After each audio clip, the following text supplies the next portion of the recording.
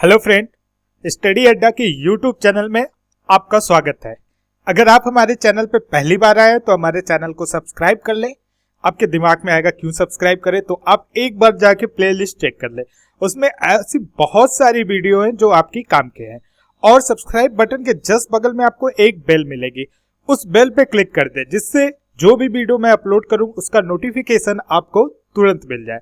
अगर आपको ये वीडियो पसंद आए तो लाइक करना मत भूलिएगा। और हाँ, वीडियो का नीचे लिंक दिया है, उसे अपने एफबी वॉल पे शेयर जरूर कर दे, जिससे ये वीडियो ज्यादा से ज्यादा लोगों के पास पहुंच सके। कोई डाउट हो तो कमेंट जरूर कीजिएगा, आपके डाउट का सोल्यूशन जरूर मिलेगा। देखिए, आज हम बायोलॉजी पढ़ेंगे। बायोलॉजी में भी पढ़ेंगे the fundamental unit of life या सेल। पहली बात। दूसरी बात मैं आपको ये बताना चाहता हूँ, मैं सॉरी करना चाहता हूँ उन स्टूडेंट को जिनको इंग्लिश ज़्यादा अच्छे से समझ में आती है, क्योंकि ये पूरी वीडियो हिंदी में है। हिंदी में मैं काफ़ी कंफर्ट फील करता हूँ और मेरे पास जो मटेरियल है वो भी हिंदी में है। तो मैं कोशिश करता हूँ कि ज़्यादा से ज़्यादा मैं हिंदी में ही बता सकूँ, क्योंकि इंग्लिश से रिलेटेड बहुत सारे चैनल हैं जो बहुत अच्छा पढ़ाते हैं। हिंदी में बहुत कम चैनल हैं। तो ये पूरी वीडियो हिंदी में है। मैं उन लोग से बहुत ज़्यादा सॉरी फील कर रहा हूँ। आई एम सो सॉरी कि ये इंग्लिश में वीडियो नहीं है। सेकेंड थिंग, ये इसमें केवल आपको सेल, कोशिका के बारे में बताया गया है। कोशिका के बारे में थोड़ा सा इंट्रोडक्शन दिया गया है। अगर आप ये वीडियो पसंद आए, अगर आप ऐसा लेक्चर चाहते तो नीचे कमेंट करके जरूर बताइएगा। नहीं तो इन फ्यूचर जो है हम केवल एमसीक्यू लाएंगे, expected question for SSC, MTS and CGL. वो तो हम लाएंगे ही लाएंगे, वो श्योर है, वो एमसीक्यू आएगा, मैं बना चुका हूँ। लेकिन अगर आप ऐसा लेक्चर भी चाहते हैं, वीडियो लेक्चर, तो आप नीचे कमेंट करके जरूर बताइएगा। तो चलिए शुरू करते हैं। कोशिका, सेल। तो हमें कोशिका को समझने की जरूरत क्यों पड़ी, क्यों हमें कोशिका के बारे में जानना चाहिए? पहले क्वेश्चन तो ये आता है। तो देखिए, जो हमारा शरीर है, हमारा शरीर जो है वो किन से मिलके बना है? अगर क्वेश्चन आता है तो वो किन चीजों से मिलके बना है? तो अंग से मिलके बना है। अंग में आपके हाथ, पैर, फेस, ये सब आ जाएंगे। तो अंग से मिलके तो हमारा शरीर बना है। लेकिन अंग किससे मिलके बना है, ये क्वेश्चन दिमाग में आता है। तो ऊतक, ऊतक से मिलके हमारा अंग बना है। ऊतक के भी बारे में पढ़ेंगे धीरे धीरे हम अपने शरीर की तरफ चलेंगे। तो ऊतक से मिलके हमारा अंग बना है। अब ये क्वेश्चन है, ये ऊतक क्या चीज है? तो ऊतक जो है किससे मिलके बना है? जी हाँ, कोशिकाओं से मिलके ऊतक बनता है। कोशिका से मिलके, ढेर सारी कोशिका से मिलके जो है हमारा ऊतक बनता है। इसलिए कोशिका के बारे में सबसे पहले जानकारी लेना जरूरी हो जाता है। और आज हम कोशिका के बारे में क्या, कैसे खोजा गया, क्या है, उसके बारे में जानेंगे। उससे पहले जान लेते हैं कोशिका होती क्या है। देखिए, कोशिका या इंग्लिश में उसे क्या कहते हैं? सेल, सजीवों के शरीर की रचनात्मक और क्रियात्मक इकाई है और प्रायः स्वतः जनन के सामर्थ्य रखती है। मतलब कोशिका अपने से ही बट के एक कोशिका से कई कोशिका बन सकती हैं, उनका जनन स्वतः होता है। देखिए, अति सूक्ष्म जीवों को छोड़ के सभी जीवधारियों, चाहे पादप हो या जंतु, का शरीर जो है बहुत से छोटे छोटे कोष्ठों का बना होता है। इस कोष्ठों को कोशिका कहते हैं। जो छोटे छोटे कोष्ठे बने होते हैं उन कोष्ठों को क्या कहते हैं? कोशिका या सेल कहते हैं। जीवन संधि सभी क्रियाएं इन्हीं कोशिकाओं के अंदर होती हैं। आप अपने जीवन में जितनी भी अपने शरीर से क्रिया करते हैं, सभी इन कोशिकाओं के अंदर ही आती हैं। अतः कोशिका जीवों की संरचनात्मक और क्रियात्मक इकाई है। इसमें और क्रियात्मक इकाई है। तो ये तो हो गया कोशिका के बारे में। अब देखते हैं, कोशिका का जो अंग्रेजी शब्द है सेल, वो लैटिन भाषा के सेलुला शब्द से लिया गया है, जिसका अर्थ है एक छोटा कमरा। क्योंकि कोशिका बहुत छोटी होती है और अपने में पूर्ण होती है, तो इसलिए इसको कहते हैं एक छोटा कमरा। कोशिका के अध्ययन को साइटोलॉजी कहा जाता है। इंग्लिश में ये क्वेश्चन पूछ सकता है और बायो में भी पूछ सकता है। ये पहले कहा जाता था, वर्तमान समय में इसे कोशिका विज्ञान या सेल बायोलॉजी भी कहा जाता है। तो साइटोलॉजी ज्यादा वर्ड है, इससे इंग्लिश या बायो में क्वेश्चन आ सकते हैं। अब देखते हैं कोशिका के आविष्कार और अनुसंधान का इतिहास क्या था। कोशिका कैसे खोजी गई थी, कोशिका के बारे में लोगों को कैसे पता चला। ये कहानी स्टार्ट होती है रॉबर्ट हुक से 1665 में। रॉबर्ट हुक ने 1665 में जब संयुक्त सूक्ष्मदर्शी का खोज किया था। किसका खोज किया था? संयुक्त सूक्ष्मदर्शी का। तभी से ये बात स्टार्ट हो जाती है। जैसे ही उन्होंने कंपाउंड माइक्रोस्कोप का आविष्कार किया रॉबर्ट हुक ने, उसी समय से कोशिका की खोज का भी फैलर में प्रारंभ हो जाता है, क्योंकि अब हमारे पास सूक्ष्मदर्शी आ गई थी। अब कोशिका के बारे में हम जान सकते थे, उस सूक्ष्मदर्शी से हम उसको सर्च कर सकते थे। ठीक है, तो रॉबर्ट हुक ने 1665 में ही बोतल की एक कार की एक पतली परत के अध्ययन के आधार पर, देखिए क्या होता है, रॉबर्ट हुक ने जैसे सूक्ष्मदर्शी की खोज की, उसके बाद 1665 में उन्होंने एक बोतल की कार की एक पतली परत के अध्ययन के आधार पर मधुमक्खी के छत्ते जैसे कोष्ठ देखे। मधुमक्खी के छत्ते जैसे मतलब ये कटे एकदम, मतलब छोटे छोटे कोष देखे और इन्हें कोसा नाम दिया। उस समय रॉबर्ट हुक ने इन्हें कोसा नाम दिया और यह तथ्य, इसके बारे में जो जानकारी थी, उन्होंने अपनी पुस्तक माइक्रोग्राफिया में छापा। तो दो क्वेश्चन पूछते हैं कि रॉबर्ट हुक ने कब खोज किया था? 1665 में। छत्ते जैसे कोष्ठ का क्या नाम दिया था? कोसा। और ये कहाँ पे उल्लेख है इस बात का? वो माइक्रोग्राफिया नामक इनकी किताब में उल्लेख है। ठीक है, तो इतनी बात तो हो चुकी थी। अब 1674 में क्या हुआ? एंटोनी वॉन ल्यूनहॉक ने 1674 में जीवित कोसा का सर्वप्रथम अध्ययन किया।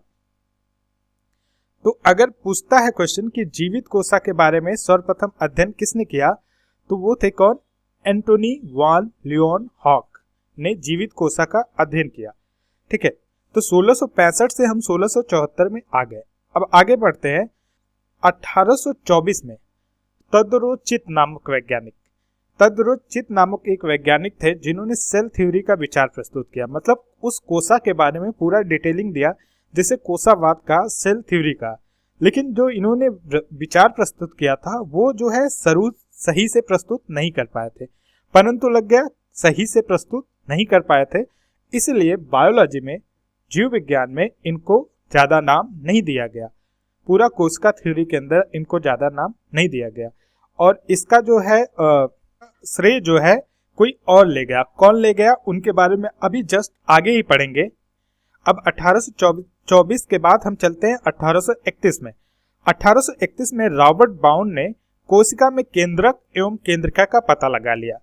रॉबर्ट ब्राउन ने यह पता लगाया कि कोशिका के अंदर केंद्रक और केंद्रिका भी होते हैं। केंद्रक और केंद्रिका के भी बारे में हम पढ़ेंगे नेक्स्ट वीडियो में। तो जब 1831 में रॉबर्ट ब्राउन ने यह पता लगा लिया, उसके बाद अब पता करते हैं कि वनस्पति विज्ञान शास्त्री एक थे आपके, उनका नाम क्या था? Schleiden Matthias Jakob Schleiden. इन्होंने 1838 में क्या बोला था? पादपों का शरीर सूक्ष्म कोशिकाओं से बना है। पादपों का शरीर सूक्ष्म कोशिकाओं से बना है। ये बात स्लाइडेन ने 1838 में बोली थी। उसके जस्ट एक साल बाद एक जंतु विज्ञान शास्त्री आए जिनका नाम था स्वान, थियोडोर स्वान। उन्होंने 1839 में क्या बोला?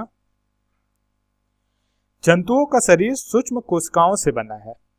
जो जंतुओं का शरीर है, देखिए इन्होंने पादप के बारे में बोला, इन्होंने जंतु के बारे में बोला।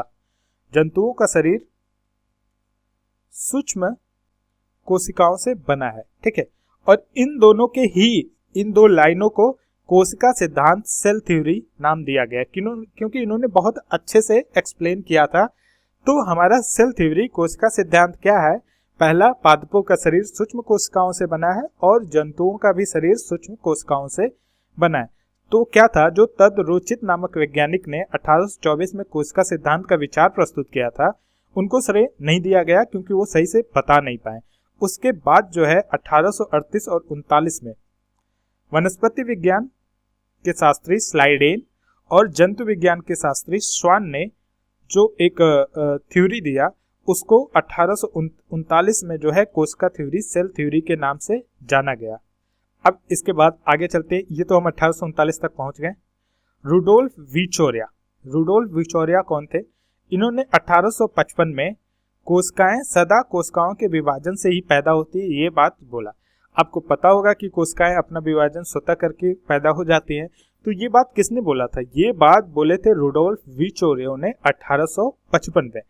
1855 के बाद चलते हैं 1953 में। वाटसन और क्रिक, नाम बहुत सुना होगा। इन्होंने ऐसा क्या किया था कि इनका नाम इतना फेमस है? देखिए, इन्होंने डीएनए डबल हेलिक्स संरचना की पहली बार घोषणा की थी। किसकी घोषणा की थी? डीएनए डबल हेलिक्स संरचना। बहुत बार क्वेश्चन में आता है कि डबल हेलिक्स संरचना की घोषणा या उसके बारे में किसने बताया था, तो हमारा आंसर क्या होगा? वाटसन और क्रिक ने 1953 में डबल हेलिक्स संरचना के बारे में बताया था। ये बहुत ही इंपॉर्टेंट क्वेश्चन है। अब आते हैं 1981 में। 1981 में लिन मुर्गोलिस नामक वैज्ञानिक ने सिम्बोसिस इन सेल इवोल्यूशन पर शोध पत्र प्रस्तुत किया। तो आपसे क्वेश्चन क्या पूछा था? सीबियोस से रिलेटेड। तो वो उसने इस पे शोध पत्र किसने प्रस्तुत किया? लिन मुर्गोलिस ने। तो ये था एक कोशिका के आविष्कार या अनुसंधान के बारे में ओवरव्यू। डिटेल में हम इसके बाद के लेक्चर में पढ़ेंगे। अगर आपको ये वीडियो पसंद आया हो तो कमेंट करके बताइए। अगर आपका कमेंट ज़्यादा से ज़्यादा होगा, 20 से 30 से ज़्यादा कमेंट होगा, तो इसके बाद का लेक्चर मैं जरूर लाऊंगा। नहीं तो फिर एमसीक्यू पे हम कंटिन्यू करेंगे, ठीक है। तो इससे 3 इंपॉर्टेंट क्वेश्चन भी पूछे जाते हैं। वो 3 इंपॉर्टेंट क्वेश्चन कौन कौन से हैं? 1880, 1888। देखिए, 1880 में क्या हुआ था? फ्लेमिंग नाम आपने सुना होगा। फ्लेमिंग ने कोशिका विभाजन व क्रोमेटिन की खोज की थी। तो ये हम आगे पढ़ते हैं, फिर भी मैं आपको बता दे रहा हूं कि फ्लेमिंग ने कोशिका विभाजन और क्रोमेटिन की खोज कब की थी? 1880 में। 1888 में वाल्डेयर गुणसूत्र का नामकरण किया, मतलब गुणसूत्र का नाम दिया। कब? 1888 में। और 1898 में 2 घटनाएं हुई। एक कैमिलो गाल्जी के नाम से ही आप समझ सकते हैं इन्होंने किस चीज का खोज किया होगा, क्योंकि इन्होंने जिस चीज का खोज किया वो इन्हीं के नाम पे पड़ गया। कैमिलो गाल्जी काय के खोजकर्ता। और 1898 में एक चीज और हुआ था, बेंडा BENDA। बेंडा ने माइटोकॉन्ड्रिया का नामकरण किया। तो ये कुछ इंपॉर्टेंट क्वेश्चन थे, ये 3 जो एग्जाम में आ सकते हैं। इनके बारे में, अलग अलग चीजों के बारे में, माइटोकॉन्ड्रिया के बारे में, गाल्जी काय के बारे में हम नेक्स्ट वीडियो लेक्चर में डिस्कशन करेंगे। लेकिन उसके लिए आपके कमेंट की जरूरत है, क्योंकि मैं वीडियो बना दूं, आपको पसंद ना आए तो ये भी तो अच्छी बात नहीं है। तो कमेंट और लाइक जरूर कीजिएगा। थैंक यू दोस्तों।